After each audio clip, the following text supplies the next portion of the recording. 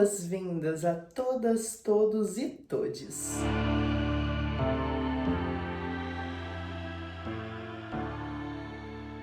Olá, senhoras, meu nome é Alessandra, a biblioteca está aberta e hoje a gente vai discutir uma questão que tem estado em alta desde uma aprovação do Lula lá, né, sobre a proibição de uso de linguagem não binária em situações oficiais. Então vamos falar um pouco sobre isso. A gente vai passar por algumas discussões aqui dentro. A primeira, que para mim é a mais importante, é entender por que a linguagem não binária, por que ela não é neutra, né? Por que a gente tem essa importância e esse uso dela. E depois a gente fala um pouco de morfologia, de como que ela é criada, como ela funciona, beleza, vamos lá. Então, para começar, linguagem neutra, neutra, mas não tem nada de neutro nela, né?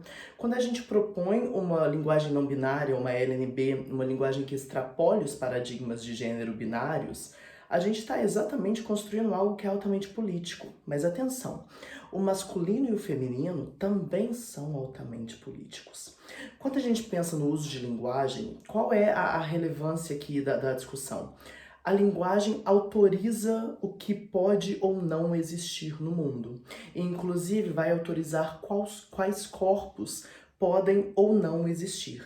Então, a partir do momento que a gente entende que certos corpos extrapolam a binaridade de gênero, uma linguagem definida dentro do binário já não vai ser suficiente. Então vamos lá, uma coisinha de cada vez, né? Que a gente já tá falando de linguagem, a gente nem falou do que é não binariedade. Vamos entender esse lugar.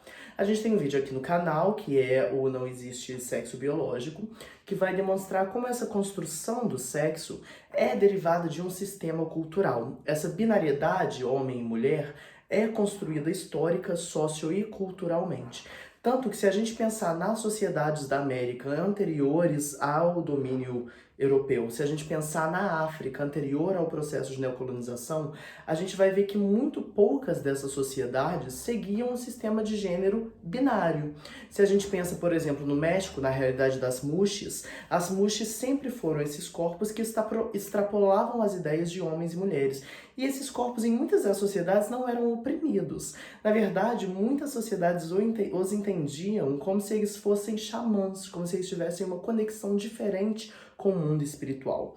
Então isso é para começar desmantelando a ideia de que a não binariedade é uma invenção nova, ou uma invenção moderna, uma invenção burguesa. Desde sempre existiram gêneros que extrapolaram o masculino e o feminino. E a gente cai na linguagem. A linguagem portuguesa admite dois gêneros. No latim, a gente tinha neutro. E o que acontece? Com o processo histórico, o masculino vai ocupando esse lugar do neutro. Ah, viu, tia Alice? Então quer dizer que a gente pode usar o masculino como sintagma geral, porque ele ocupou o lugar do neutro. Mas vamos lá, vem cá, tia. O fato de que o que era neutro foi dominado pelo masculino não te indica que existe todo um domínio patriarcal epistemológico que guiou esse processo para que o neutro se tornasse o masculino? E aí, na sociedade que a gente vive, a gente tem muitas vezes essa ideia de que existe a mulher, que é o outro do homem universal, o corpo racializado, que é o outro do branco universal. Então a gente precisa começar a romper essa ideia de universalidade, de que o homem é universal e a mulher é construída como objeto. E depois de que a cisgeneridade é universal, que a gente tem processos de construção de homem e mulher em todos os lugares desde sempre, porque isso é falso. Então beleza, consolidamos que sempre existiram pessoas que extrapolam os limites do gênero binário.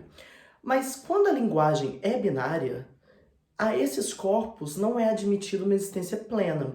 É isso que a gente fala muitas vezes com a questão dos nomes mortos, né? E a gente vai ter uma discussão sobre esse sintagma nomes mortos ou outras propostas, mas os nomes antigos de pessoas trans antes da transição, de por que é importante que a gente use o nome da pessoa, o nome social da pessoa, o nome da pessoa pós-transição. Por quê? Porque isso concede a ela existência. A partir do momento que você está usando o nome antigo de uma pessoa ao invés do nome verdadeiro dela, você está negando a essa pessoa a existência. Pensa em bebês. A existência do bebê não é construída no meio social a partir do momento em que essa criança nasce.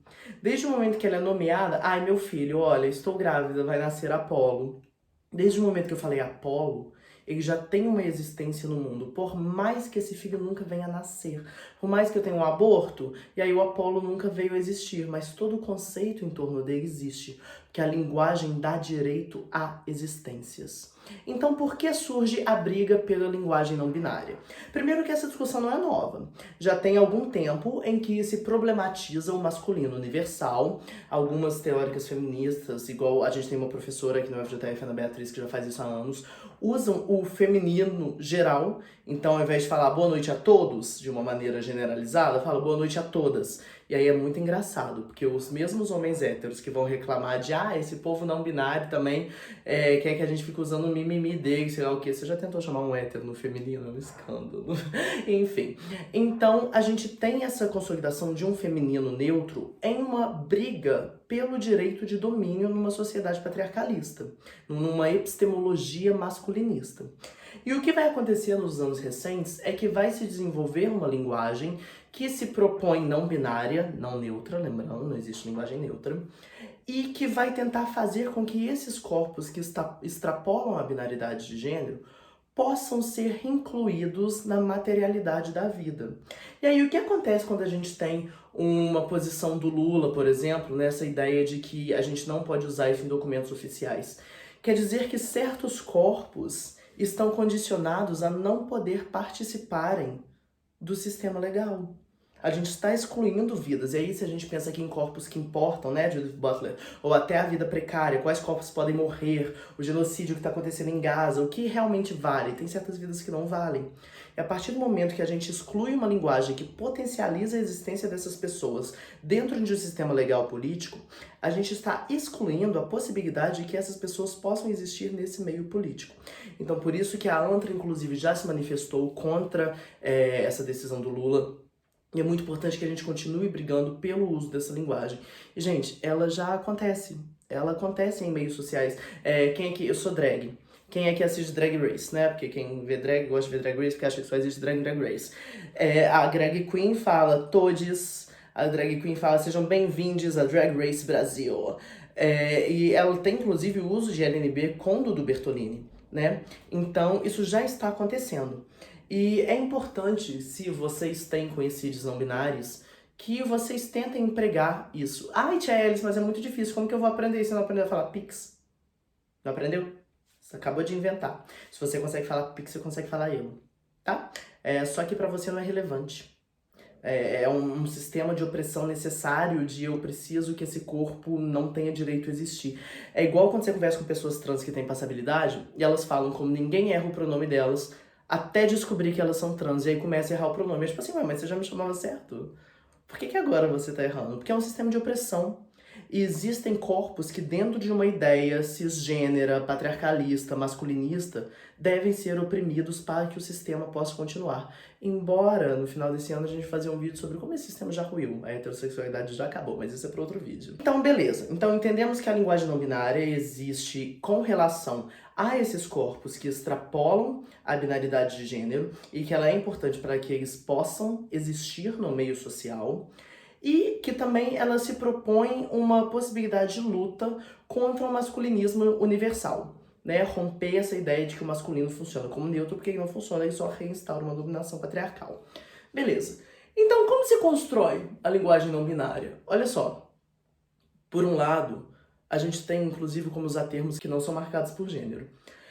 Eu tenho uma aluno, aluna, eu tenho estudante. Eu tô ansiosa, eu tô ansioso, eu tô ansioso. Eu tô com muita ansiedade com o que vai acontecer aqui. Fácil. Mas como funciona morfologicamente essa linguagem neutra no Brasil? E de novo, vamos lembrar. Isso ainda está em debate, não tem nada fechado. Tia Alice, é porque estão inventando palavras. Deixa a titia te contar um segredo sobre palavras. Todas elas são inventadas. Todas as palavras são inventadas. E aí por quê? Qual é o motivo? Qual é a política? Qual é a história de inventar essa palavra? Tá, beleza. Então, quais são essas palavras que estamos inventando?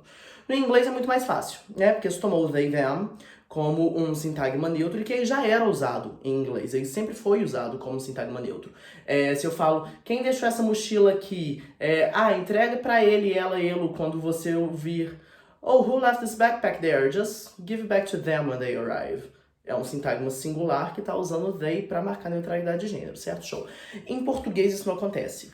Em português, criou-se o sintagma elo, delo, e a marcação de gênero com e.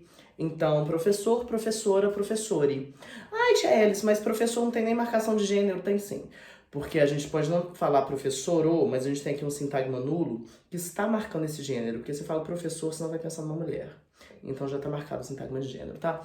Fazendeiro, fazendeira, fazendeire. Alegre, alegre é fácil. Ansiosa, ansioso, ansiose. É só uma letrinha. Não é muito difícil de aprender, entendeu? E, ai, Chess, então quer dizer que agora eu preciso ficar usando LNB o tempo inteiro? Não, meu amor. É importante que você use com pessoas que são não binárias e com pessoas que se sentem bem quando são denominadas dentro desse sistema linguístico.